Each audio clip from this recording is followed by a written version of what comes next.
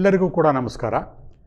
Colourful content ಈ ಚಾನಲಿನ ಎಲ್ಲ ವೀಕ್ಷಕರುಗಳಿಗೆ ನವಯುಗದ ಹೊಸ ಅನ್ವೇಷಣೆಯ ರಹಸ್ಯ ಸ್ಫೋಟಗಳನ್ನು ನಾನು ನಿಮ್ಮ ಥರ ಹಂಚ್ಕೋತಾ ಇದ್ದೀನಿ.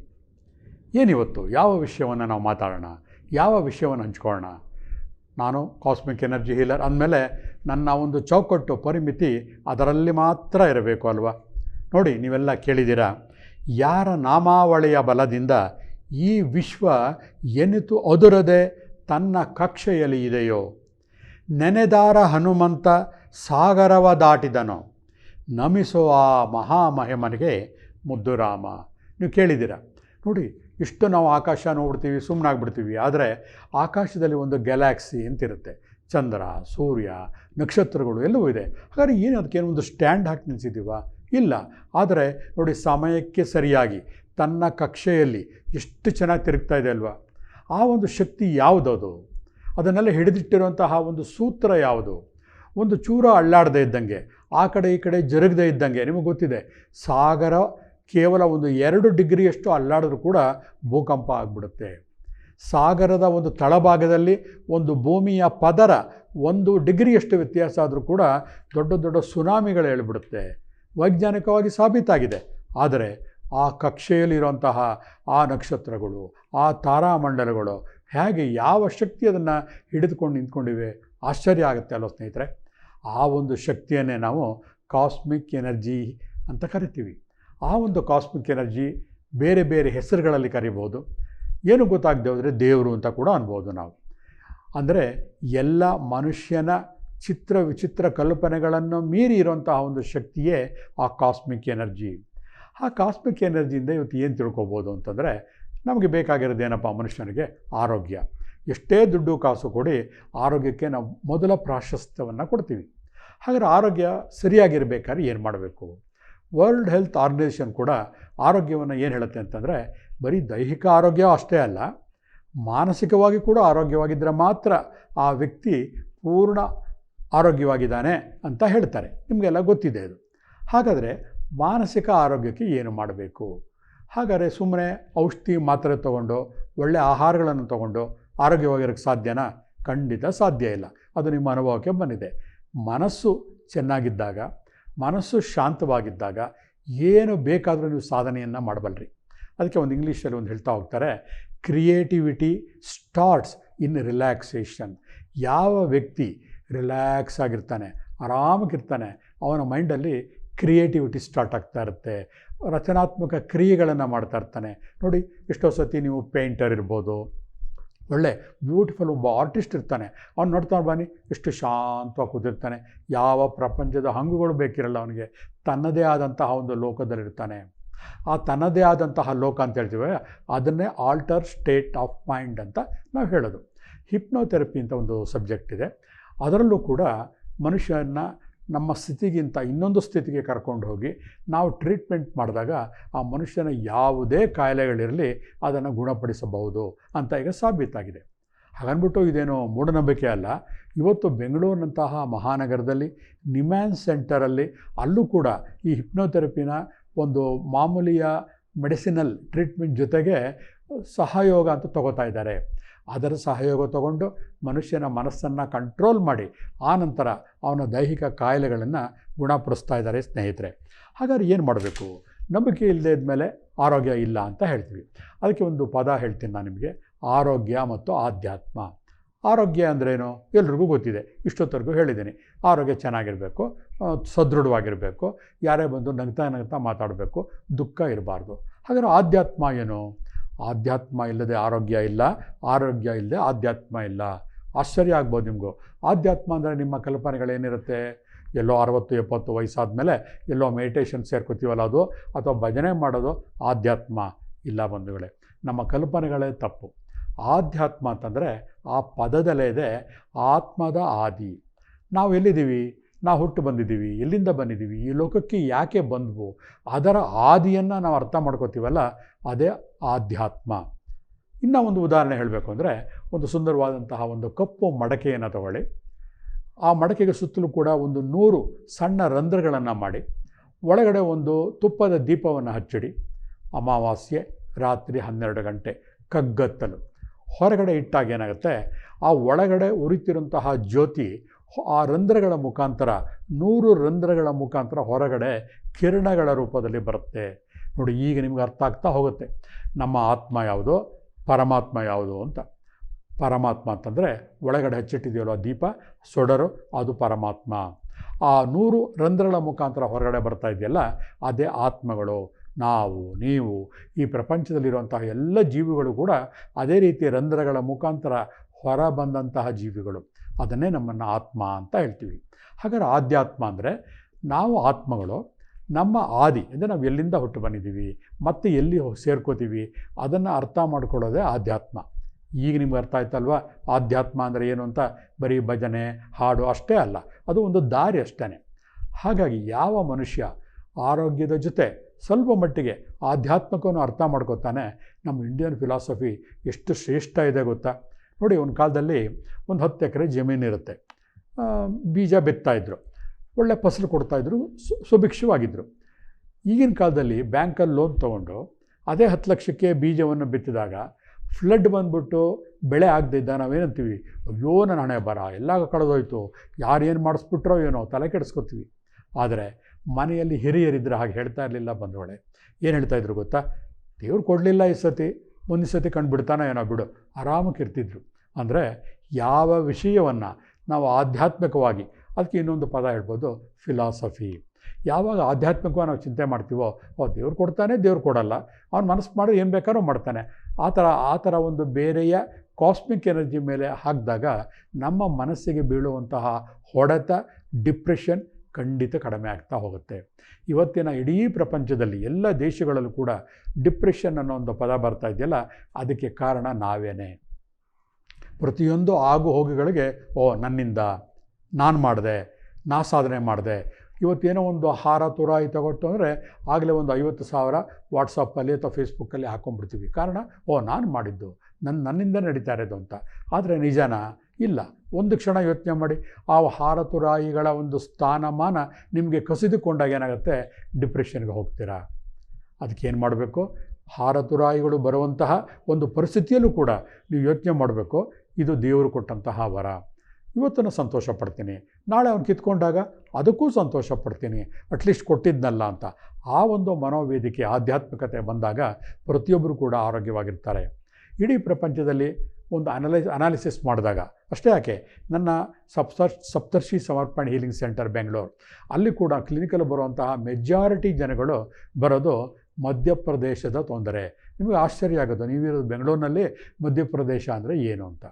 ಹೇಗೆ ತಲೆಯ ಭಾಗವನ್ನು ಉತ್ತರ ಪ್ರದೇಶ ಅಂತ ಹೇಳ್ತೀವೋ, ನಮ್ಮ ದೇಹ ಕತ್ತಿನಿಂದ ಹೊಕ್ಕಳಿನ ಇರೋ ಭಾಗವನ್ನು ಮಧ್ಯಪ್ರದೇಶ ಅಂತಲೇ ಕರಿತೀನಿ. ನೋಡಿ, ಯಾರೇ ಬರಲಿ 100ಕ್ಕೆ 95% ಬರೋದು ಇಲ್ಲ ಅಸಿಡಿಟಿ ಅಥವಾ ಏನಾದ್ರು ಒಳಗಡೆ ಹೊಟ್ಟೆ ಉರಿ, ಸಂಕಟ, ಮೇಜರ್ ಅದನ್ನೇ. ಅದಾದ ನಂತರ ನೆಕ್ಸ್ಟ್ ಬರೋರು ಇಲ್ಲ ಹಾರ್ಟ್ ಬ್ಲಾಕೇಜ್ ಆಗಿದೆ ಅಥವಾ ಲಂಗ್ಸ್ ಉಸಿರಾಡೋಕ್ಕಾಗಲ್ಲ ಅಷ್ಟೇ. ಅಂದರೆ majority of the medical fraternity ಅಂತ ಹೇಳ್ಬೋದು. ಇಡೀ ಪ್ರಪಂಚದಾದ್ಯಂತ ಯಾರೇ ಹೋಗಲಿ, ಯಾವುದೇ ದೇಶ ತಗೊಳ್ಳಿ, ಪ್ರತಿಯೊಬ್ಬರು ಕೂಡ ಹೇಳೋದು ಹೊಟ್ಟೆಗೆ ಸಂಬಂಧಪಟ್ಟಂತಹ ತೊಂದರೆಗಳೇ. ಅಂದರೆ ನಮ್ಮ ಯೋಗದ ಪ್ರಕಾರ ಮಣಿಪುರ ಚಕ್ರಕ್ಕೆ ಯಾಕೆ ಎಲ್ರಿಗೂ ತೊಂದರೆ ಆಗ್ತಾ ಇದೆ, ನಾವೊಂದು ವಿಶ್ಲೇಷಣೆ ಮಾಡಿದಾಗ ನಮ್ಮ ದೇಹದಲ್ಲಿರುವಂತಹ 72,000 ನಾಡಿಗಳು ಸೇರುವಂತಹ ಜಾಗ ಮಣಿಪುರ ಚಕ್ರ. ನಿಮಗೆ ಗೊತ್ತಿದೆ, ಇದೇನಪ್ಪ ಏನೇನೋ ಹೇಳ್ತಾ ಇದ್ದಾನೆ, ಮಣಿಪುರ ಚಕ್ರ ಎಲ್ಲಿದೆ, ಯಾರು ಗೊತ್ತು ಅಂತ ಅನ್ಬೇಡಿ. ಪ್ರತಿಯೊಬ್ಬರಿಗೂ ಕೂಡ ಗೊತ್ತಿದೆ. ಮಣಿಪುರ ಚಕ್ರ ಅಂದರೆ ಅದೇನೋ ಬೇರೆ ದೇಶದ ಭಾಷೆ ಅಲ್ಲ. ನಿಮ್ಮ ತಾಯಿಯ ಗರ್ಭದಿಂದ ನೀವು ಹೊರ ಬಂದಾಗ ಕರುಳ ಬಳ್ಳಿ ಇರುತ್ತಲ್ಲ, ಅದನ್ನೇ ಮಣಿಪುರ ಚಕ್ರ ಅಂತ ಹೇಳೋದು. 72,000 ನಾಡಿಗಳು ಹೊಂದಾಣಿಕೆ ಮಾಡುವಂತಹ ಜಾಗ ಒಂದು ಮಣಿಪುರ ಚಕ್ರ. ಕರುಳ ಬಳ್ಳಿ ಅಂತ ಹೇಳ್ಬೋದು, ನೇವಲ್, ನಮ್ಮ ಹೊಕ್ಕಳು ಬಳ್ಳಿ ಅಂತ ಕೂಡ ಅದಕ್ಕೆ ಕರಿಬೋದು. ಅದು ಎಷ್ಟು ಶಕ್ತಿ ಇದೆ ಅಂತಂದರೆ, ಒಬ್ಬ ವ್ಯಕ್ತಿತ್ವ, ಒಬ್ಬ ದೇಶದ ಕಾರ್ಮಿಕ ಆಗಿರ್ಬೋದು, ಪ್ರಧಾನಿ ಆಗಿರ್ಬೋದು, ರಾಷ್ಟ್ರಪತಿ ಆಗಿರ್ಬೋದು, ಯಾರೇ ಆದರೂ ಕೂಡ ಅವರ ತಾಯಿ ಗರ್ಭದಿಂದನೇ ಈಚೆ ಬರಬೇಕು. ಆಪರೇಷನ್ ಮಾಡಿ ತೆಗಿಬೋದು, ಆದರೂ ಕೂಡ ತಾಯಿಯ ಹೊಟ್ಟೆಯಲ್ಲಿ 9 ತಿಂಗಳು ಇದ್ದಾಗ, ನವಮಾಸವನ್ನು ಕಳೆದಾಗ ಅದರ ಪೋಷಣೆ ಯಾರು ಮಾಡೋದು? ಆ ಒಂದು ಕರುಳ ಬಳ್ಳಿನೇ. ಅಂತಹ ಕರುಳ ಬಳ್ಳಿ ಚೆನ್ನಾಗಿತ್ತು ಅಂತಂದರೆ ಒಬ್ಬ ಮನುಷ್ಯನ ಆರೋಗ್ಯ ಅಷ್ಟೇ ಚೆನ್ನಾಗಿರುತ್ತೆ. ಈಗ ಅರ್ಥ ಆಗ್ತಾ ಇದೆಯಲ್ಲ, ದೇಹದ ಒಂದೊಂದು ಭಾಗಗಳು ಕೂಡ ಎಷ್ಟು ಸುಂದರ ಸುಮಧುರ ಅಂತಂದ್ಬಿಟ್ಟು. ಹಾಗಾದರೆ ಆರೋಗ್ಯ ಸರಿ ಮಾಡ್ಕೊಳ್ಳೋಕೆ ಏನು ಮಾಡಬೇಕು? ನಂಬಿಕೆ ಬೇಕು. ಯಾವ ಥರ ನಂಬಿಕೆ? ನೀವು ಏನೇ ಔಷಧಿ ತಗೊಳ್ಳಿ, ಯಾವುದೇ ಪ್ರಕಾರದ ಔಷಧಿ ತೊಗೊಳ್ಳಿ, ಅಲೋಪತಿ ಇರ್ಬೋದು, ಸಿದ್ಧ ಇರ್ಬೋದು, ಹೋಮಿಯೋಪತಿ ಇರ್ಬೋದು, ಎಂಥದ್ದೇ ತೊಗೊಳ್ಳಿ, ನಂಬಿಕೆ ಮುಖ್ಯ. ನಂಬಿಕೆ ಇಲ್ಲ ಅಂತಂದರೆ ಯಾವುದೂ ವರ್ಕ್ ಆಗಲ್ಲ. ಅಂದರೆ ನಾವು ಇಷ್ಟು ದಿವಸ ಏನು ಅನ್ಕೋತಾ ಇದ್ವೋ, ಯಾವುದೋ ಒಂದು ಮಾತ್ರೆ ತೊಗೋತೀವಿ, ಯಾವುದೋ ಒಂದು ಔಷಧಿ ತೊಗೋತೀವಿ, ಫಾರ್ ಎಕ್ಸಾಂಪಲ್ ಹೊಟ್ಟೆ ನೋವಿಗೆ, ಅದು ನೇರವಾಗಿ ಹೊಟ್ಟೆಗೆ ಹೋಗಿ ಅಲ್ಲಿರುವಂತಹ ತೊಂದರೆಗಳನ್ನು ಸರಿ ಮಾಡಿಬಿಡುತ್ತೆ ಅಂತ. ಇಲ್ಲ ಬಂಧುಗಳೇ, ಎಲ್ಲ ಅನ್ವೇಷಣೆಗಳು, ಲೇಟೆಸ್ಟ್ ರಿಸರ್ಚ್ ಕೂಡ ಹೇಳ್ತಾ ಇದೆ, ಹೇಗೆ ಭೂಮಂಡಲದಲ್ಲಿ 75% ನೀರಿದೆಯೋ ಹಾಗೆ ನಮ್ಮ ಆರೋಗ್ಯದಲ್ಲಿ 95% ಮಾನಸಿಕ ತೊಂದರೆಗಳು. ಮನಸ್ಸು ಸರಿಯಾಗಿದ್ದರೆ ಈವನ್ ಕ್ಯಾನ್ಸರ್ ಕೂಡ ನಾವು ಕ್ಯೂರ್ ಮಾಡ್ಬೋದು. ಅದಕ್ಕೆ ಹೇಳ್ತೀವಿ ಆಲ್ ಡಿಸೀಸಸ್ ಆರ್ ಸೈಕೋಸೊಮ್ಯಾಟಿಕ್, ಅಂದರೆ ಮಾನಸಿಕ ಜನ್ಯ. ಹಾಗಾದರೆ ಹೌದು, ಆಯಿತು, ಮಾನಸಿಕ ಜನ್ಯ ಅಂತ ಹೇಳಿದ್ರಿ, ನಂಬ್ತೀವಿ. ಮನಸ್ಸನ್ನು ಸರಿ ಮಾಡಿಕೊಂಡ್ರೆ ನಮ್ಮ ಆರೋಗ್ಯಗಳನ್ನು ಸರಿ ಮಾಡ್ಬೋದಾ? ಖಂಡಿತ 100ಕ್ಕೆ 100% ಮಾಡಬಹುದು. ಇತ್ತೀಚೆಗೆ ನಮ್ಮ ಕ್ಲಿನಿಕಲ್ಲಿ ಬಂದಂತಹ ಯಾವುದೋ ಒಂದು ವ್ಯಕ್ತಿ, ಚೆನ್ನೈಯಿಂದ ಬಂದಂಥವ್ರು, ಕಾಲಿನಲ್ಲಿ ಎಕ್ಸಿಮಾ ಆಗಿತ್ತು. ಸುಮಾರು 6 ವರ್ಷಗಳಿಂದ ತೊಂದರೆ ಪಡ್ತಾಯಿದ್ರು. ನಾನು ಅವ್ರಿಗೆ ನಂದು ಲೋಗೋನೇ ಡ್ರಗ್ಲೆಸ್ ಥೆರಪಿ, ಔಷಧಿ ರಹಿತ ಚಿಕಿತ್ಸೆ ಅಂದ್ಬಿಟ್ಟು ನಾವು ಕೇವಲ ಯಾವುದೋ ಒಂದು ಮೆಡಿಟೇಷನ್ನು, ಒಂದು ರೇಖಿ ಇದನ್ನು ಹೇಳ್ಕೊಟ್ಟಾಗ ಕೇವಲ 16 ದಿನಗಳಲ್ಲೇ ಕಂಪ್ಲೀಟ್ ಆ ಚರ್ಮದ ಕಾಯಿಲೆ ಗುಣ ಆಗಿದೆ ಬಂಧುಗಳೇ. ಅಷ್ಟೇ ಅಲ್ಲ, ಆಕೆಗೆ 310, 320 ಶುಗರ್ ಇದ್ದಿದ್ದು ಕೇವಲ 236ಕ್ಕೆ ಬಂತು. ಅವರು ಒಂದು ಫೋಟೋಗ್ರಾಫ್ ವಿತ್ ಪ್ರೂಫ್ ಕಳಿಸಿದಾಗ ನಮ್ಗೆ ಇಷ್ಟು ಸಂತೋಷ ಆಗಿರಬೇಕಲ್ವ. ಅಂದರೆ ಆ ಸಂತೋಷ ಹೆಗ್ಗಳಿಕೆ ನನ್ನದಲ್ಲ, ಕಾಸ್ಮಿಕ್ ಎನರ್ಜಿ. ಯಾವ ವ್ಯಕ್ತಿ ಕಾಸ್ಮಿಕ್ ಎನರ್ಜಿಗೆ ಸರೆಂಡರ್ ಆಗ್ತಾನೆ ಅವನಿಗೆ ಖಂಡಿತ ಒಳ್ಳೆಯದಾಗ್ತಾ ಹೋಗುತ್ತೆ. ಈ ಸಂದರ್ಭದಲ್ಲಿ ಒಂದು ವಿಷಯ ನಿಮ್ಗೆ ಹೇಳಲೇಬೇಕು, ಪ್ರೇಯರ್ ಆ್ಯಂಡ್ ಸರೆಂಡರ್. ಪ್ರೇಯರ್ ಅಂದ್ರೇನು? ನಾವು ಕೇಳ್ಕೊಳ್ಳೋದು ದೇವ್ರನ್ನ. ದೇವರು ಅಂತಂದರೆ ಹೈಯರ್ ಶಕ್ತಿನ. ಪ್ರೇಯರ್ಗೆ ಕೊನೆ ಮೊದಲೇ ಇಲ್ಲ. ಇವತ್ತು ಏನು ಕೇಳ್ತೀವಿ? ಒಳ್ಳೆ ಹೆಂಡತಿ ಕೇಳ್ತೀವಿ, ಒಳ್ಳೆ ಮನೆ ಕೇಳ್ತೀವಿ, ಮಕ್ಕಳು ಕೇಳ್ತೀವಿ, ತಥಾಸ್ತು ಅಂತಾನೆ. ಮಕ್ಕಳು ಕೊಟ್ಟಮೇಲೆ ಗಂಡೇ ಬೇಕು, ಹೆಣ್ಣೇ ಬೇಕು ಅಂತೀವಿ, ಅದಕ್ಕೂ ದೇವರು ಅಸ್ತು ಅಂತಾನೆ. ಅದಾದಮೇಲೆ ಗಂಡು ಮಕ್ಕಳಿಗೆ ಕಪ್ಪಗಿರೋನು ಬೇಕು, ಬೆಳ್ಳಗಿರೋನು ಬೇಕು, ಅದಕ್ಕೂ ದೇವರು ಅಸ್ತು ಅಂತಾನೆ. ಆಮೇಲೆ ಅವ್ರ ಮಕ್ಕಳು ಮದುವೆ ಆಗಬೇಕು, ಕೊನೆ ಮೊದಲೇ ಇಲ್ಲ. ಈ ಪ್ರೇಯರ್ ಅಂತ ಇದೆಯಲ್ಲ, ಪ್ರಾರ್ಥನೆ, ಅದನ್ನು ಒಂದು ರೀತಿ ಪಕ್ಕಕ್ಕೆ ಇಟ್ಕೊಳ್ಳೋಣ. ಕಾರಣ, ನಾವು ಏನೇ ಪ್ರಾರ್ಥನೆ ಮಾಡಲಿ ಕೇಳಿದ್ದನ್ನು ದೇವರು ಕೊಡಬಹುದು, ಕೊಡದೇ ಇದ್ದಾಗ ದುಃಖ ಆಗುತ್ತೆ. ಅಷ್ಟೇ ಅಲ್ಲ, ಕೇಳ್ತಾ ಹೋದರೆ ಕೊನೆ ಮೊದಲೇ ಇಲ್ಲ.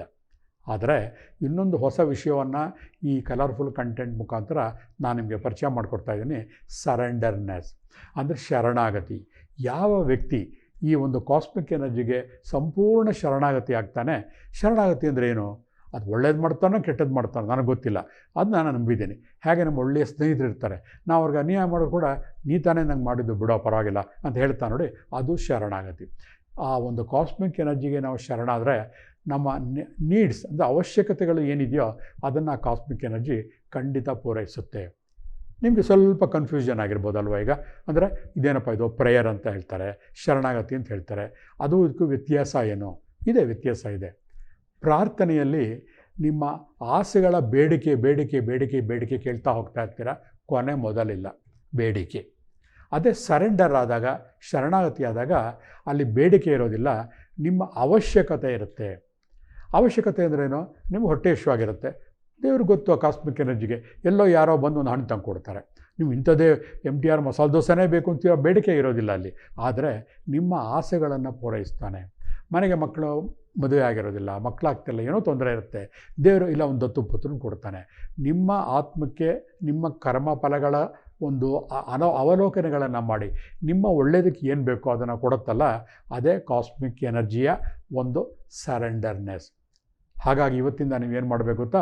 ಕಾಸ್ಮಿಕ್ ಎನರ್ಜಿ ಬಗ್ಗೆ ಪ್ರಾತ್ಯಕ್ಷಿಕೆಗಳನ್ನು ನೋಡ್ತಾ ಇರಿ, ಪುಸ್ತಕಗಳನ್ನು ಓದಿ, ಯೂಟ್ಯೂಬ್ಗಳನ್ನು ಸರ್ಚ್ ಮಾಡಿ. ಈವನ್ ನನ್ನ ಯೂಟ್ಯೂಬಲ್ಲಿ ಕಾಸ್ಮಿಕ್ ಎನರ್ಜಿ ಹೀಲಿಂಗ್ ಅಂತ ಕೊಟ್ಟರು ಕೂಡ ನಿಮಗೆ ಸಾವಿರಾರು ಎಪಿಸೋಡ್ಗಳು ಬರುತ್ತೆ. ಪ್ರತಿಯೊಂದು ಕಂಟೆಂಟು ಕೂಡ ಎಲ್ಲ ಬರೀ ಕಾಸ್ಮಿಕ್ ಎನರ್ಜಿ ಬಗ್ಗೆ ಹೇಳಿದೆ. ನಿಮಗೆ ಆಶ್ಚರ್ಯ ಆಗುತ್ತೆ, ಹೌದಲ್ವಾ? ಆರೋಗ್ಯ ಅಂದರೆ ಬರೀ ನಾವು ಡಾಕ್ಟ್ರು, ಮಾತ್ರೆ, ಔಷಧಿ ಇಷ್ಟೇ ಇದ್ವಲ್ವ ನಾವು, ಅಥವಾ ಇನ್ಶೂರೆನ್ಸಿಂದ ರಿಯಂಬರ್ಸ್ಮೆಂಟ್ ಬರುತ್ತಾ, ಇದನ್ನೇ ಆಲೋಚನೆ ಮಾಡ್ತಾಯಿದ್ವು. ಆದರೆ ಅದು ಯಾವುದೂ ಬೇಕಿಲ್ಲ ಬಂಧುಗಳೇ. ಅದಿಲ್ಲದೆಯೂ ಕೂಡ ನೀವು ಆರೋಗ್ಯವಾಗಿರಬಹುದು. ಇವತ್ತು ಯಾವುದೋ ಒಂದು ಹಿಮಾಲಯ ಪರ್ವತದಲ್ಲಿ ಒಬ್ಬ ಋಷಿ ಇರ್ತಾನೆ, ಅವನಿಗೆ ಜ್ವರ ಬಂದರೆ ಒಂದು ಕ್ರೋಸಿನ್ ಆಗ್ಬೋದು ಅಥವಾ ಡೊಲೋ 650 ಎಲ್ಲಿ ಹುಡ್ಕೊಂಡು ಹೋಗ್ತಾನೆ ಮಾತ್ರೆ. ಹಾಗಾದ್ರೆ ಅವನು ಮನುಷ್ಯ ತಾನೆ, ಅವನ ಕೈ ಕಟ್ ಮಾಡಿದಾಗ ಕೂಡ ರಕ್ತ ಮಾಂಸಗಳು ಕಾಣಿಸ್ತಾ ಇರುತ್ತೆ. ಹಾಗಾದ್ರೆ ಯಾವ್ದು ಬದುಕ್ತಾನೆ ಅಂದರೆ ಅದನ್ನೇ ಧೀಶಕ್ತಿ ಅಂತ ಹೇಳ್ತೀವಿ. ಮನಃಶಕ್ತಿಯಿಂದ ನಮ್ಮ ದೇಹದಲ್ಲಿ ಉಂಟಾಗುವಂತಹ ಯಾವುದೇ ಏರುಪೇರುಗಳನ್ನು ಕೂಡ ನಾವು ಸರಿ ಮಾಡ್ಕೋಬಹುದು. ಮುಂಬರುವ ದಿನಗಳಲ್ಲಿ ಇದೇ ಕಂಟೆಂಟ್ ಒಂದು ಚಾನಲಲ್ಲಿ ನಿಮಗೆ ಪ್ರತಿಯೊಂದನ್ನು ಕೂಡ ವಿವರವಾಗಿ ಸುಲಭವಾಗಿ ಫ್ರೀಯಾಗಿ ನಾನು ನಿಮ್ಗೆ ಹೇಳ್ಕೊಡ್ತಾ ಹೋಗ್ತೀನಿ. ಇದು ಒಂದು ಆಪರ್ಚುನಿಟಿ ನಿಮಗೆ ಈ ಚಾನಲ್ನವರು ನಿಮಗೆ ಕ್ರಿಯೇಟ್ ಮಾಡಿಕೊಟ್ಟಿರೋದು. ಕಾರಣ ಎಲ್ಲ ಎಂಟರ್ಟೈನ್ಮೆಂಟ್ ಚಾನಲ್ಗಳು ಏನು ಮಾಡ್ತಾರೆ ಅಂತಂದರೆ ಒಂದು ತತ್ಕಾಲದ ಒಂದು ಎಂಟರ್ಟೈನ್ಮೆಂಟ್ಗಳನ್ನ ಕೊಡ್ತಾ ಹೋಗ್ತಿರ್ತಾರೆ. ಆದರೆ ನಾವು ಈಗ ಹೊಸದಾಗಿ ಪ್ರಾರಂಭ ಮಾಡ್ತಿರೋಂತಹ ಕಾಸ್ಮಿಕ್ ಎನರ್ಜಿ ಹೀಲಿಂಗ್ ಅಂತ ಇದೆಯಲ್ಲ, ಇದು ನಿಮ್ಮ ಡೇ ಟು ಡೇ ಲೈಫಲ್ಲಿ ನಿಮಗೆ ಹೆಲ್ಪ್ ಆಗ್ತಾ ಹೋಗ್ತಾ ಇರುತ್ತೆ. ನೋಡಿ, ಒಂದು ಉದಾಹರಣೆ, ಒಂದು ಝಲಕ್ ಥರ ನಿಮ್ಗೆ ಹೇಳ್ತೀನಿ. ಒಂದು ಮನೆಯಲ್ಲಿ ಇರ್ತೀರ, ಕಲ್ಪನೆ ಮಾಡ್ಕೊಳ್ಳಿ. ಡುಪ್ಲೆಕ್ಸಲ್ಲಿ ನಿಮ್ಮ ಮಗ ಸೊಸೆ ಇರ್ತಾರೆ. ಒಂದು ಪುಟ್ಟ ಮಗು ಇರುತ್ತೆ, 2 ತಿಂಗಳು 3 ತಿಂಗಳು. ಮಧ್ಯರಾತ್ರಿ 11:30 12 ಗಂಟೆ ಶನಿವಾರ, ಮಗು ಅಳ್ತಾ ಇರುತ್ತೆ. ಡಾಕ್ಟ್ರುಗಳು ಯಾರೂ ಸಿಗ್ತಾ ಇರೋದಿಲ್ಲ. ಮಾರನೇ ದಿವಸ ಭಾನುವಾರ. ಒಬ್ಬ ಕಾಸ್ಮಿಕ್ ಎನರ್ಜಿ ಹೀಲರ್ ಪರಿಚಯ ಸ್ನೇಹಿತ ಇರ್ತಾನೆ, ಫೋನ್ ಮಾಡ್ತಾರೆ. ಫೋನ್ ಮಾಡಿದಾಗ ಅವ್ರು ಏನು ಮಾಡ್ತಾರೆ, ಅಥವಾ ನಿಮ್ಮ ಮನೆಯಲ್ಲೇ ಒಬ್ಬ ಕಾಸ್ಮಿಕ್ ಎನರ್ಜಿ ಹೀಲರ್ ಇದ್ದಾರೆ ಅಂತ ಅಂದ್ಕೊಳ್ಳಿ. 11:30 ರಾತ್ರಿನಲ್ಲಿ ಮಗು ಅಳ್ತಾ ಇದ್ದಾಗ, ಹಾಲು ಕೊಟ್ಟರೂ ಕೂಡ ಸಮಾಧಾನ ಆಗದಿದ್ದಾಗ ಗೊತ್ತಾಗಲ್ಲ. ನಾವೊಂಥರ ತಲ್ಲಣಗೊಳ್ತೀವಿ. ಅಯ್ಯೋ, ಮಗುಗೆ ಏನಾಗ್ಬಿಟ್ಟಿದೆಯೋ ಏನೋ, ಹೊಟ್ಟೆ ನೋವು ಬಂದ್ಬಿಡ್ತೋ ಏನೋ. ಮನೆಯ ಹಿರಿಯರು ಕೂಡ ಯಾರೂ ಇಲ್ಲ. ಅಂತಹ ಸಂದರ್ಭದಲ್ಲಿ ಈ ಒಂದು ಎನರ್ಜಿ ಎಷ್ಟು ಚೆನ್ನಾಗಿ ವರ್ಕ್ ಆಗುತ್ತೆ ಗೊತ್ತಾ. ಇದು ನಡೆದಂತಹ ಒಂದು ಘಟನೆ.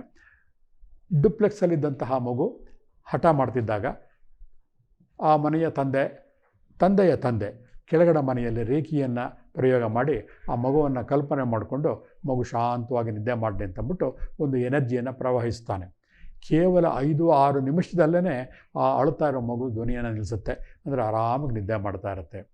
ಎಷ್ಟೋ ಕಡೆ ತಾಯಿಯ ಎದೆಯಲ್ಲಿ ಹಾಲಿರುತ್ತೆ, ಮಕ್ಕಳು ಹಾಲು ಕುಡಿತಾ ಇರೋದಿಲ್ಲ, ಡಾಕ್ಟ್ರುಗಳು ಕೂಡ ಸರಿಯಾಗಿ ಸಿಗೋದಿಲ್ಲ, ಪ್ರತಿಕ್ಷಣ ಕೂಡ ಒದ್ದಾಡ್ತಾ ಇರ್ತೀವಿ. ಹಿಂದೆ ಒಂದು ಕಾಲದಲ್ಲಿ ಹಿರಿಯರು ಇರ್ತಾಯಿದ್ರು, ಅನುಭವಗಳನ್ನ ಹಂಚ್ಕೋತಾ ಇದ್ರು. ಈಗೆಲ್ಲ ಸಿಂಗಲ್ ಯೂನಿಟ್ ಫ್ಯಾಮಿಲಿ ಆದ್ದರಿಂದ ಅವರೆಲ್ಲೋ ನಾವೆಲ್ಲೋ, ತಂದೆ ತಾಯಿಗಳು ಬೆಂಗಳೂರಿನಲ್ಲಿ ಇರ್ತಾರೆ, ಮಕ್ಕಳುಗಳು ಕೆನಡಾದಲ್ಲೋ US ಅಲ್ಲೋ ಇರ್ತಾರೆ. ಇಷ್ಟು ಒದ್ದಾಡ್ತಾರೆ ಗೊತ್ತಾ. ಒಂದೊಂದು ಸತಿ ಡಾಕ್ಟ್ರ್ ಹತ್ರ ಹೋಯಿತು ಅಂತಂದರೆ ಆ ಮಗು ಕಡೆ ಗಮನ ಇರಲ್ಲ ಅವ್ರಿಗೆ. ನಿಮ್ಮದು ಇನ್ಶೂರೆನ್ಸ್ ಇದೆಯಾ, ರಿಜಿಸ್ಟ್ರ್ ಮಾಡಿದ್ದೀರಾ, ಅದರಲ್ಲೇ ಅರ್ಧ ಜೀವನ ಕಳೆದೋಗ್ಬಿಡುತ್ತೆ. ಆದರೆ ಈ ಒಂದು ವಿದ್ಯೆ ಇದೆಯಲ್ಲ, ಕಾಸ್ಮಿಕ್ ಎನರ್ಜಿ ಹೀಲರು, ಪ್ರತಿಯೊಬ್ಬರಿಗೂ ಕೂಡ ಕೈಗೆ ಎಟಕುವ ಸಾಧನೆಯಲ್ಲಿ ಮಾಡ್ಕೋಬೋದು. ಅದರಿಂದ ಮಾಡಿದಾಗ ಏನಾಗುತ್ತೆ, ನೀವು ಎಲ್ಲೇ ಇರಿ, ಇದಕ್ಕೆ ಯಾವ ಒಂದು ಪ್ರಾಂತ್ಯದ ಎಲ್ಲೇ ಇರೋದಿಲ್ಲ, ಯಾವ ಒಂದು ಸೀಮೆಯ ಅಡೆತಡೆಗಳಿರೋದಿಲ್ಲ. ಎಲ್ಲಿಂದ ಎಲ್ಲಿಗೆ ಬೇಕಾದ್ರೂ ಕೂಡ ನಾವು ಆ ಎನರ್ಜಿಯನ್ನು ಪ್ರವಹಿಸ್ಬೋದು. ಹಾಗೆ ನಮ್ಮ ಮೊಬೈಲಲ್ಲಿ ಇಲ್ಲಿಂದ US ಮಾತಾಡ್ತೀವಿ, ಕೆನಡಾಗೆ ಮಾತಾಡ್ತೀವಿ, ಹೌದಲ್ವ. ನಮಗೆ ನಂಬಕ್ಕಾಗೋದಿಲ್ಲ. ಹೌದು, ನಾನು ಮಾತಾಡಿದ್ದು ಹೇಗೆ ಹೋಯ್ತು ಅಲ್ಲಿಗೆ. ಇಲ್ಲಿಂದ ಒಂದು 10-15-30 ಹೆಜ್ಜೆ ನಾವು ಮಾತಾಡೋದು ಕೇಳಿದೆ ಅಂತೀವಿ ಒಂದು ಸತಿ. ಆದರೆ ನಾವಿಲ್ಲಿ ಮಾತಾಡಿರೋಂತಹ ಧ್ವನಿ ತರಂಗಗಳು ಕಾಸ್ಮಿಕ್ ಎನರ್ಜಿ ಆಗಿ ಕನ್ವರ್ಟ್ ಆಗಿ ಯಾವುದೋ ದೇಶದಲ್ಲಿರುವಂತಹ ಎಲ್ಲ ಅಡೆತಡೆಗಳನ್ನು ದಾಟಿ 7 ಸಮುದ್ರಗಳನ್ನು ದಾಟಿ ಹೋಗಿ ಅವರಿಗೆ ರೀಚ್ ಆಗುತ್ತೆ ಅಂತಂದರೆ ಇದೊಂದು ವಿಸ್ಮಯ ಅಲ್ವಾ, ಒಂದು ರಹಸ್ಯ ಅಲ್ವಾ ಇದು. ಇದೇ ಪ್ರಕೃತಿ ರಹಸ್ಯ. ಈ ಪ್ರಕೃತಿ ರಹಸ್ಯವನ್ನು ಸ್ಫೋಟ ಮಾಡೋಕ್ಕೋಸ್ಕರನೇ ಇವತ್ತು ಕಾಸ್ಮಿಕ್ ಎನರ್ಜಿ ಹೀಲಿಂಗ್ ಅನ್ನೋ ಚಾನಲನ್ನು ಈ ಕಲರ್ಫುಲ್ ಕಂಟೆಂಟ್ನ ನಾವು ತೊಗೊಂಬಂದಿದ್ದಾರೆ. ನಿಮ್ಗೆ ಆಶ್ಚರ್ಯ ಆಗ್ಬೋದು, ನಾವು ಅಲ್ಲಿ ಕೇಳಿದ್ದೆ ಅನ್ಬೋದು. ಅಲ್ಲಿ ಕೇಳೋದಕ್ಕೂ ಕೂಡ ಒಂದು ವ್ಯಕ್ತಿ ತಾನು ಥೆರಪಿಸ್ಟು ಕೂಡ ಆಗಿ ಪ್ರಾಕ್ಟೀಸು ಮಾಡಿ ತನ್ನ ಸ್ವಂತ ಅನುಭವಗಳನ್ನು ಪ್ರತ್ಯಕ್ಷತೆ ಮುಖಾಂತರ ನಿಮಗೆ ಹೇಳಿದಾಗ ನಿಮಗೆ ಮೈಜುಮ್ ಅಂತ ಅನ್ನಲೇಬೇಕು. ಕಾರಣ ಇದರಲ್ಲಿದೆ ಸತ್ಯ. ಇದರಲ್ಲಿ ಯಾವ ರೀತಿ ಅಡ್ವರ್ಟೈಸ್ಮೆಂಟ್ ಆಗಲಿ ಅಥವಾ ಬೇರೆ ಏನೂ ಇರೋದಿಲ್ಲ. ನಿಮಗೆ ರೋಚಕವಾದಂತಹ ವಿಷಯಗಳನ್ನು ಪ್ರತಿ ಕ್ಷಣದಲ್ಲೂ ಕೂಡ ನೀವೇ ಇದನ್ನು ಅನುಭವಿಸ್ತಾ ಹೋಗ್ತಿರ್ಬೋದು. ಹಾಗಾದರೆ ನಂಬಿಕೆ ಇವತ್ತಿಂದನೇ ಯಾವುದೇ ಔಷಧಿ ತಗೊಳ್ಳಿ, ಯಾವುದೇ ಪ್ರಕಾರದಲ್ಲಿ ನಂಬಿಕೆ ಇಟ್ಟು ಮಾಡಿದಾಗ ಅದು ನಿಮಗೆ ಮೈಗೆ ನಾಟುತ್ತೆ. ಕೆಲವು ಹೇಳ್ತೀವಿ, ನಾವು ಡಾಕ್ಟ್ರ್ ಹತ್ರ ಹೋಗಿರ್ತೀವಿ, ನಿಮ್ಮ ಅನುಭವಕ್ಕೆ ಬಂದಿರುತ್ತೆ. ಆ ಡಾಕ್ಟ್ರ್ ಹತ್ರ ಎಲ್ಲ ಕಷ್ಟ ಸುಖ ಹೇಳ್ಬಿಡ್ತೀರ. ಒಳ್ಳೆಯ ಡಾಕ್ಟರ್ ಏನು ಮಾಡ್ತಾನೆ ಗೊತ್ತಾ, ಅವನು ಮಧ್ಯದಲ್ಲಿ ಏನೂ ಮಾತಾಡಲ್ಲ, ಸುಮ್ಮನೆ ಕೇಳಿಸ್ಕೊತಾ ಇರ್ತಾನೆ. ಹೌದಾ ಒಂದು ಮಾತ್ರೆ ಬರ್ಕೊಡ್ತಾನೆ. ನಿಮ್ಗೆ ಆಶ್ಚರ್ಯ ಆಗಿರುತ್ತೆ. ನಿಮ್ಗೆಲ್ಲರೂ ಅನುಭವಿಸಿರ್ತಾರೆ ಇದನ್ನು. ಹೊರಗಡೆ ಬಂದ ತಕ್ಷಣವೇ ನಿಮ್ಗೆ ಅದು ಮಾತ್ರ ಅವಶ್ಯಕತೆಯೇ ಇರಲ್ಲ. ಕಾರಣ ಅಷ್ಟೊತ್ತವರೆಗೂ ಅವನು ಕೇಳಿದ್ದಾನೆ ನೋಡಿ, ನಿಮ್ಮ ಮನಸ್ಸಿಗೆ ಆಗಲೇ ಸಮಾಧಾನ ಆಗೋಗಿರುತ್ತೆ. ಎಷ್ಟೋ ಜನ ಡಾಕ್ಟ್ರ್ ಕನ್ಸಲ್ಟ್ ಮಾಡ್ತಾರೆ, ಮಾತ್ರ ಪರ್ಚೇಸೇ ಮಾಡೋದಿಲ್ಲ, ಬಟ್ ಖುಷಿಯಾಗಿರ್ತಾರೆ ಅವರು. ಇದು ನಿಜ ಸತ್ಯ. ಹಾಗಾಗಿ ನಾವು ಯಾವಾಗ ಈ ಕಾಸ್ಮಿಕ್ ಎನರ್ಜಿಯನ್ನು, ವಿಶ್ವ ತರಂಗಗಳನ್ನು ಅರ್ಥ ಮಾಡಿಕೊಂಡು ನಮ್ಮ ಡೇ ಟು ಡೇ ಲೈಫಲ್ಲಿ ಅಳವಡಿಸ್ಕೊತಾ ಹೋಗ್ತೀವಲ್ಲ, ಎಲ್ಲ ರಂಗಗಳಲ್ಲೂ ಕೂಡ ನಾವು ಚೆಲ್ಲಾಟವನ್ನು ಆಡ್ಬೋದು. ಓದೋದಿರ್ಬೋದು, ಮಕ್ಕಳ ಎಜುಕೇಷನ್ ಇರ್ಬೋದು, ಆರೋಗ್ಯ ಇರ್ಬೋದು, ಹಣಕಾಸು ಇರ್ಬೋದು. ಅಷ್ಟೇ ಯಾಕೆ, ಸುಖ ಸಮೃದ್ಧಿ, ದೇಶ ವಿದೇಶಗಳ ಸಂಬಂಧಗಳು, ಫ್ರೆಂಡ್ಶಿಪ್ಗಳನ್ನ ಡೆವಲಪ್ ಮಾಡೋದು, ಪ್ರತಿ ಒಂದು ಆಯಾಮದಲ್ಲೂ ಕೂಡ ಇದನ್ನು ಬಳಸ್ಕೋಬೋದು. ನೀವು ಕೇಳ್ಬೋದು, ಹೌದು ನೀವೇನೋ ಹೇಳಿಬಿಟ್ರಿ, ನಮಗೊಂದು ಉದಾಹರಣೆ ಕೊಡಿ. ಇದೆ, ನೀವು ಕೇಳಿ ನೋಡಿ, ಗೂಗಲ್ ಹಾಕಿ ನೋಡಿ. There is a programme called Silva mind control technique ಅಂತಂದ್ಬಿಟ್ಟು. ಈ ಒಂದು ಚಾನಲಲ್ಲಿ ನಾವು ಇಷ್ಟು ಎಲ್ಲವನ್ನೂ ಕೂಡ ನಿಮಗೆ ರಹಸ್ಯವನ್ನು ಬಿಡಿಸಿ ಹೇಳ್ತಾ ಇದ್ದೀವಿ, ಯಾವ ಮುಚ್ಚು ಮರ ಇಲ್ಲದ ಹಾಗೆ. ಆ ಗೂಗಲಲ್ಲಿ ಸರ್ಚ್ ಮಾಡಿದಾಗ ಆ ಒಂದು ವಿದ್ಯೆ ಇದೆಯಲ್ಲ, ಯಾವುದು ಸಿಲ್ವಾ ಮೈಂಡ್ ಕಂಟ್ರೋಲ್ ಅಂತಂದ್ಬಿಟ್ಟು ಒಂದು ಟೆಕ್ನಿಕ್. ಸಿಲ್ವಾನು ಒಂದು ವಿಜ್ಞಾನಿ, ಆ ಒಂದು ಟೆಕ್ನಿಕ್ ಎಷ್ಟು ಆಶ್ಚರ್ಯ ಆಗುತ್ತೆ ಗೊತ್ತಾ. ಅದರಲ್ಲಿ ಒಂದು ಶಾಲೆ, ಒಂದು ಹುಡುಗಿ ಆಗ್ತಾನೆ ಒಂದು ಟೀಚರ್ ಕೆಲಸಕ್ಕೆ ಸೇರಿರ್ತಾಳೆ. 60 ಜನ ವಿದ್ಯಾರ್ಥಿಗಳಿರ್ತಾರೆ. ಶುಕ್ರವಾರದ ದಿನ ಮಕ್ಕಳುಗಳು ತುಂಬ ಗಲಾಟೆ ಮಾಡ್ತಾಯಿರ್ತಾರೆ. ಅವಳಿಗೆ ಭಯ ಆಗುತ್ತೆ. ಇನ್ನು ಹೊಸ ಟೀಚರು, ಅನುಭವ ಕಡಿಮೆ. ಅವಳು ಸಾಯಂಕಾಲ, ಇದು ಆಸ್ಟ್ರೇಲಿಯಾದಲ್ಲಿ ನಡೆದಂತಹ ಒಂದು ಘಟನೆ, ಹೋಗಿ ಒಂದು ಸಿಲ್ವಾ ಮೈಂಡ್ ಕಂಟ್ರೋಲ್ ಟೀಚರ್ ಹತ್ರ ಅಪ್ರೋಚ್ ಮಾಡ್ತಾಳೆ. ಅಯ್ಯೋ 60 ಜನ ಹುಡುಗರಿದ್ದಾರೆ, ಎಲ್ಲ ತುಂಟರು, ನಾನು ಏನೂ ಮಾಡೋಕ್ಕಾಗ್ತಾಯಿಲ್ಲ, ಭಯ ಆಗ್ತಾಯಿದೆ ಅಂತ. ಅವನು ಒಂದು ಟೆಕ್ನಿಕ್ ಹೇಳ್ಕೊಡ್ತಾನೆ. ನಿನ್ನ ಮನೆಯಲ್ಲಿ ಈ ಒಂದು ಮೆಡಿಟೇಷನ್ ಅಂತ ಇಟ್ಕೊಳ್ಳಿ. ಆ ಮೆಡಿಟೇಷನ್ 20 ನಿಮಿಷ ನೀನು ಮಾಡು 2 ದಿವಸ. ಸೋಮವಾರ ನೀನು ಶಾಲೆಗೆ ಹೋಗು, ಎಲ್ಲ ನಿನ್ನ ಪರವಾಗಿ ಆಗಿರುತ್ತೆ. ಅವಳು ಅವ್ರು ಹೇಳ್ಕೊಟ್ಟು ಆ ಟೆಕ್ನಿಕಲ್ಲೇ ಅವಳು 2 ದಿವಸ 20 ನಿಮಿಷ ಮೆಡಿಟೇಷನ್ನು ಮಾಡ್ತಾಳೆ. ಮತ್ತೆ ಹೇಳ್ತಾ ಇದ್ದೀನಿ, ಸಿಲ್ವಾ ಮೈಂಡ್ ಕಂಟ್ರೋಲ್ ಟೆಕ್ನಿಕ್ ಅಂತಂದ್ಬಿಟ್ಟು. ಮನೋನಿಗ್ರಹ, ಸಿಲ್ವಾ ಒಂದು ಮೆಥಡಲ್ಲಿ ಹೇಗೆ ಮನವನ್ನು ಗ್ರಹಿಸೋದು ಅಂತ. ಆ 60 ಜನ ಮಕ್ಕಳು ಬೇರೆ ಬೇರೆ ಪ್ರಾಂತ್ಯದಿಂದ ಬಂದಿರೋರು. ಟೀಚರ್ ಇರೋದು ಬೇರೆ ಕಡೆ, ಆ ಟೀಚರು ಸಿಲ್ವಾ ಮೈಂಡ್ ಕಂಟ್ರೋಲ್ ಹೇಳ್ಕೊಟ್ಟಿದ್ದವನು ಬೇರೆ ಸ್ಟೇಟು. ಆದರೂ ಕೂಡ ಅವಳು 2 ದಿವಸ ಆ ಒಂದು ಕಾರ್ಯಕ್ರಮವನ್ನು ಮಾಡಿದಾಗ, ಸೋಮವಾರ ಹೋದಾಗ ಹೊಸ ಟೀಚರು ಅವಳಿಗೆ ಆಶ್ಚರ್ಯ ಕಾದಿರುತ್ತೆ. 60 ಜನ ಹುಡುಗರು ಕೂಡ ಬಾಯಿ ಮೇಲೆ ಬೆರಳಿಟ್ಕೊಂಡು ಸೈಲೆಂಟಾಗಿ ಕೂತಿರ್ತಾರೆ. ಆ ಟೆಕ್ನಿಕ್ ಅವನು ಹೇಳಿರ್ತಾನೆ, ಮನಸ್ಸಿನಲ್ಲಿ ಕಲ್ಪನೆ ಮಾಡ್ಕೋ.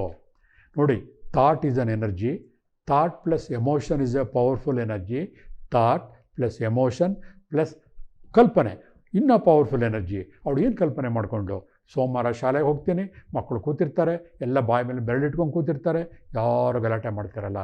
ನೋಡಿ ಎಷ್ಟು ಚೆನ್ನಾಗಾಯಿತು. ಇವೆಲ್ಲ ಆಗೋಕ್ಕೆ ಕಾರಣ ಏನಂದರೆ ವಿಶ್ವಶಕ್ತಿ, ವಿಶ್ವ ಚೈತನ್ಯ ಶಕ್ತಿ. ದೇವರು ಅಂತನಾರು ಕರೀರಿ, ದೆವ್ವನ ಅಂತಾರೆ ಕರೀರಿ, ಅಥವಾ ಏನಂತಾರೆ ಕರೀರಿ, ನಿಮ್ಮ ಮಾನಸಿಕ ಸ್ಥಿತಿಗೆ ನಿಲುಕೋದಿದು ಹೇಳೋಕ್ಕೆ ಸಾಧ್ಯ ಇಲ್ಲ. ಹೆಸರಿಡೋಕ್ಕೆ ನಾಮಕರಣ ಮಾಡೋಕ್ಕೆ ಆಗೋದಿಲ್ಲ. ಆದರೆ ಕಾಸ್ಮಿಕ್ ಎನರ್ಜಿ ಅಂತ ನಾನು ಹೇಳ್ತಾ ಇದ್ದೀನಿ. ಅಷ್ಟು ಚೆನ್ನಾಗಿರೋಂಥ ಕಾಸ್ಮಿಕ್ ಎನರ್ಜಿಯ ಪ್ರತಿಯೊಂದು ಎಳೆಯಾಗಿ ನಿಮ್ಗೆ ಹೇಳ್ಕೊಡ್ತಾನೆ.